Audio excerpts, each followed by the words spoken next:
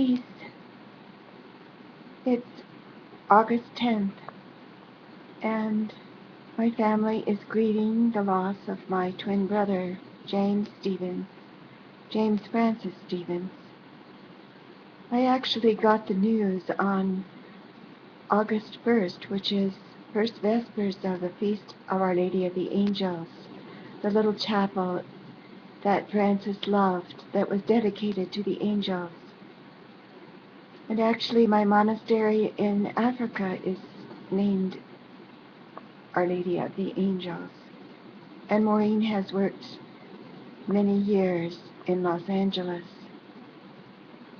So it was a nice day to receive such news, if that news is really ever good to receive. In the background is the picture of my brother in his paramedic uniform. He was 30 years as a fireman in Fullerton and a paramedic, and it was wonderful to have all of his firemen there at the celebration of his life with bagpipes and beautiful ceremony and words. And so I wanted to share with Mark especially these words. What can I say about my twin? He was my other half.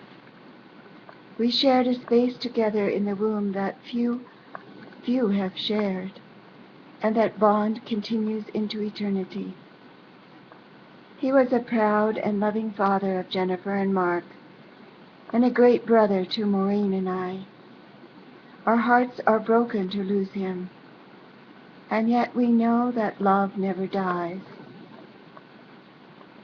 Jim's bravery and noble heart and self-sacrificing life will live on. We gather to honor and laud and thank him. His life was a gift of God to all of us in his service as a paramedic and firefighter. His was a hero's journey. I was evacuated from the Idlewild fires at the time of his death and was in Big Sur. That's where I was too when Susan passed. I was camped by a stream and some burned-out redwoods. And a numinous dream came to me, one of those rare ones that are few and far between. Now I wonder if it wasn't Jim passing by. I wrote this poem at that time. Awakening. Sister water, free, tumbling with laughter, over rocks and tree branches, forming beautiful waterfalls, singing a happy melody to be free, flowing and dancing in the sunlight. Numinous gladness fills my heart. I am awake in paradise. As at death we awaken from the dream of life, awaken from the dream of delusion into full enlightenment. The last time I saw Suzanne, Jennifer's mother, she was holding Nana's urn of ashes at her memorial. Jennifer will take home Jim in the same way. Kabir has a beautiful poem that says that all the worlds and stars and oceans are in that urn, and also the God who is love. Yes, God is love, and God is love, and God is love forever. Yes, God is love, and God is love, and God is love forever.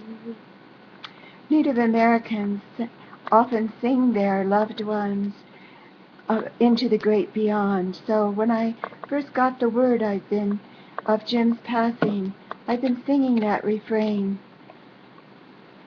I sang it to him over the phone when I found out about Suzanne's passing because I was not there. And so, love never dies, and God is love. We must remember that. Recently I read a book. It was called The Afterlife of Billy Fingers. I sent it on to Maureen and Jim, and I'd like to recommend it to all of you because his antics are something my dear brother might pull. It's the story of a man killed in a road accident who comes back to tell about the afterlife. And he says that he wants to write this book with his sister. His sister doesn't believe him at first, but she does at the end. And I think that sums up my brother's and our family's relationship. So I'd like to close by singing the blessing of St. Clare. May Almighty God bless you. May He look upon you with the eyes of His mercy and give you His peace. May He pour forth His graces on you abundantly, and in heaven may He place you among His saints.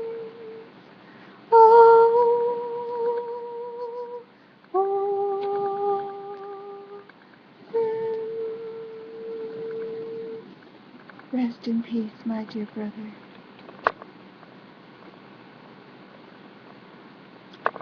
and flutter your butterfly wings with the reflection of that heavenly light to all of us.